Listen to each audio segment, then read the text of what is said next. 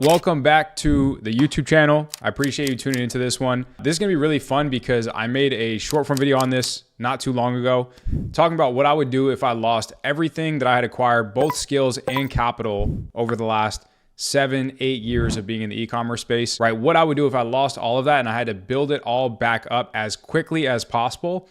Again, not just monetarily, but also build the skills that took me 7 to 8 years to acquire. Right? How would I do that in a fraction of the time if I had to start over? Now, before I dive into the video, I got a quick ask for you. I spend a lot of time putting these together to provide you with actionable value that can help you scale your very own e-commerce business. And all that I ask in return is that if you get value out of it, you leave a thumbs up on this video because it tells YouTube that I'm not just another random YouTuber talking about e-commerce. I actually know what I'm doing. I do this full time and other people can benefit from this content too. So if you haven't already, click that like button. It would mean the world to me. And secondly, if you want more actionable tips like this that are in bite-sized chunks, so you don't have to sit down for 15, 20 minutes at a time, feel free to follow me over on Instagram at ecommerce_Kyle. And my DMs are always open if you need help. All right, so let's dive into it. All right, so if there was a certain select set of skills I was looking to kind of rebuild, but I had all of the resources that were available to me now, I would first get started with product research and validation. I would look for at least 3 products, not ones that are like diamond in the rough and that no one else is selling, but quite the complete opposite. I might not want to sell a product that has 100 Amazon listings and 1,050 listings on TikTok Shop, but I definitely wouldn't mind if there was a couple of listings on both platforms that gave me evidence that the product was actually selling well to a very specific market. So let's take these 3 products, for example, right? The first one is the feminine balance gummies. If you've been in the e-commerce space for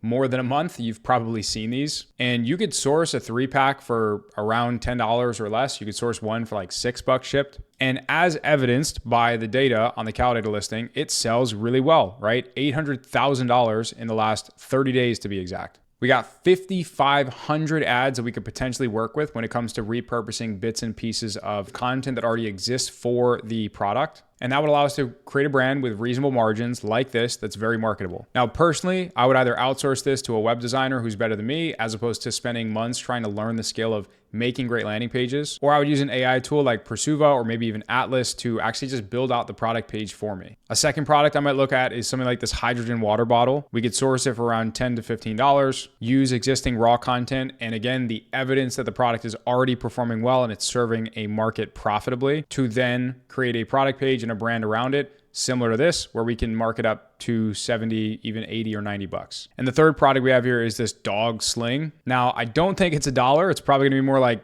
8 or 9 bucks, but even still, you could see we have a Calculator listing right here that shows that it's actively generating some revenue. And again, this doesn't have to be $1 million in the last 90 days. We just have to have some evidence that it's in demand. And that could either be through the content that we have on Calculator, a bunch of viral TikTok videos, some competitor Shopify stores where we can put it through a revenue tracker and see that they're doing decent numbers. And then we can produce something like this on a website, right? Where we sell a very similar, if not identical product that costs $10 for upwards of $90, even $100. So now that we have products that are already proven to sell, but not necessarily guaranteed to scale without really good content, really good offers, and everything in between, we need to figure out a way to get these products in front of our customers. And that is where this mess comes in. Now, if it looks a little bit overwhelming at first glance, don't worry, it's actually very simple. Basically, in that video that I was referring to in the beginning of this one, what I would do to regain and acquire the skill of making good content, curating good content, editing good ads, is I would actually order one or more of each of the products to my house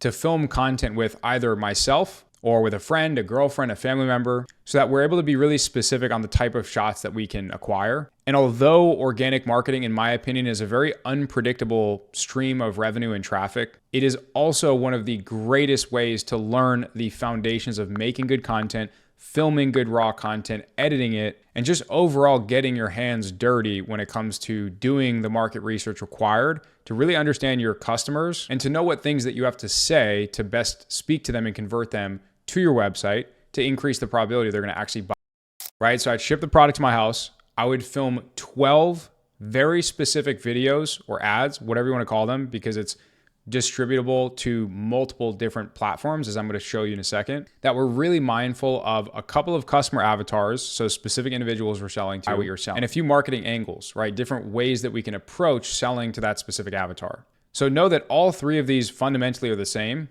and it all stems from these 12 videos right here, right? Whether it's 9, 12, 15, it doesn't really matter. But the more creatives that you can produce, the more organic content that you pump out, the more at-bats that you get for that specific product.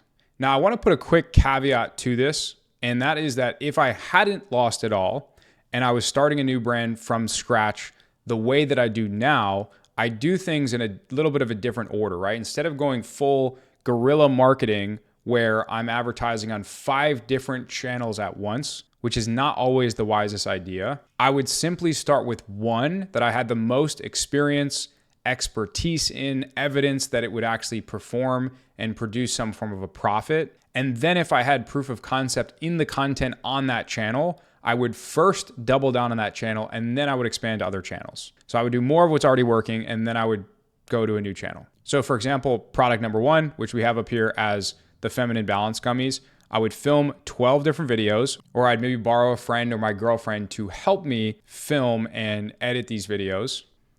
And it would start here on the Facebook ad platform, right? That would give me 12 at-bats initially for that product to see if any of these ads actually stick and perform. And then if I could get traction on that platform, I would launch more creatives to try to scale that one up. And then I would expand and have the content that is performing incredibly well spill over into some of these other channels, right? So we have Facebook ads, we have TikTok ads. These will require some capital. So if I was capital constrained, I wouldn't start here. Or if I had more experience on the organic side, or I wanted to get more experience without sacrificing too much money up front, then I would actually start on these 3 channels. But since that's not the play for me now, I would actually start with the paid ads and then take the spillover into the organic content. Because generally this is a little bit less predictable depending on your experience with it. I know some people that absolutely crush it with TikTok organic. There's no right or wrong way to sell products online. There's just ones that are going to work better for you and ones that are going to work better for me based on our unique experiences, based on the capital that we have, the resource available, etc. Now, if I was starting from complete scratch, that's where I would start with just all of them at once, right? A lower budget strategy on Facebook and TikTok. But again, these are all the same 12 videos. I just call them ad here because these are ad platforms, and I call them videos here because these are organic content platforms. So I could put all of those on TikTok. I could put all of them on YouTube Shorts. I could put all of them on Instagram, right? I can advertise all of them on TikTok, advertise all of them on Facebook. And all I would need is one of these 60 at-bats to be a home run, right? To get that million views for one video that produces like 10K in revenue, right? Or to have that one creative that repeatedly gets a 3 return on ad spend that I'm able to reinvest back into and eventually scale it to, 10K a month in spend, 30K a month in revenue, 5 to 10K a month in profit. Because at the end of the day, like it's a probability game and it's just a numbers and a math problem, right? And the beauty is that when you find that one, like it's not like that one thing is going to carry you to promised land, but if you isolate the avatar and the angle that you're using that's been so effective and you reverse engineer that and then make another 12 videos or ads that are around that one concept, right? That one hook, that one overarching idea, then you'll probably have a higher success rate for the following pieces of content and ads that you produce. Now, the first time that you do this, whether it's Facebook ads, TikTok ads, organic content, it's going to be rough, right? And that's why you're probably not going to get this in your first go, even if you try all of these different things and dip your toes in them. You're going to learn and that's going to be invaluable, but you're probably not going to build a 6-figure or a 7-figure brand like you might with the next couple of products that you try. And so the key is to take what you learn through filming and editing each piece of content, through advertising it, through collecting the data to make better decisions on what you can do better moving forward for other products, other mediums, things of that nature. So when you get 60 at-bats with product number 1, you get 60 at-bats with product number 2, you get 60 with product number 3, that's 180 different at-bats. And if the products that you select are good and the content that you're creating is decent and it's modeled based on competitors of either the exact same product or similar products that are doing well right now or have done very well in the past, then there's no reason why you shouldn't be able to get a little bit of traction to kickstart what could potentially be that 6, 7, even 8-figure brand that you're looking to build over the long term. And just kind of like show you what this might look like in action. Like here you could see that there's a TikTok organic page and they post, nothing. And then the 5th one does 106,000 views, right? Now that might only be $1,000 or $2,000, but you listening to this might have not achieved a single sale online. And all you need is evidence that this thing works. And if you can even get that first sale online, that first $500,000, $2,000, you know that it's just going to be a game of doing more of that thing. And then you could see a little bit more than what they were originally getting, kind of up and down, and then boom, 18K, 21K, starting to get a little bit of traction. Generally, that's what happens with organic accounts, but sometimes it can fall off a cliff. Sometimes you could spark some new momentum in. But regardless, you can generate revenue, you can kickstart demand, you can find content that is ad worthy that you can bring over to ad platform and have a little bit more predictability in the amount of people that you reach and get that content in front of, right? We got another account here. So this to me looks like someone who kind of gave up a little bit short. They found that maybe Facebook was crushing it for them and they didn't think that it was worth pursuing the channel, but you can obviously tell that they're getting some sense of traction, right? 6,000 unique customers at a $50 CPM, which is the cost to reach 1,000 customers, would cost you $300 advertising dollars, right? So if they were even just to consistently get that amount of unique impressions and they posted 2 or 3 times a day, that's the equivalent of like $500 to $1,000 per day worth of targeted ad spend. Now, the quality of traffic might not be as good if it's organic and it's harder to plug in that CTA on like the profile, or it's not like natively plugged into the actual video. Then yes, the conversion rate is gonna be a lot less on organic, but it just goes to show that it can be worthwhile to try if it's something that you haven't before. And then lastly, I always find it really encouraging to watch some of the top producing TikTok shop on Calidata or any other tool where you can see some revenue stats. So you can see this video got 2.24 million views and it generated $16,000 worth of revenue, just that one piece of content. Now, back when I had an agency about 1.5 years, 2 years ago, we actually had a client that we worked with where there was a video that they had produced that got 50 million views, right? So 25 times the amount of unique impressions and market exposure to this video. And they generated about $500,000 in 1 week, purely organically at like 80, maybe 75, 80% margins. And I've got to admit, that's never something that I have been able to reproduce with paid ads, at least when it comes to margins and that level of scalability within 1 week, right? I mean, I've definitely done $500,000 weeks with paid ads, but we're talking 15, 20% margins at best. But the caveat is that if I had to choose one or the other, I would rather have a machine that I could turn on, right? Predictable paid ads, because that is going to produce a much more predictable business, a much more exitable business, rather than having one video out of every 200 that you produce go super viral, even though that alone is still amazing, right? And having either of them individually is better than having none of them.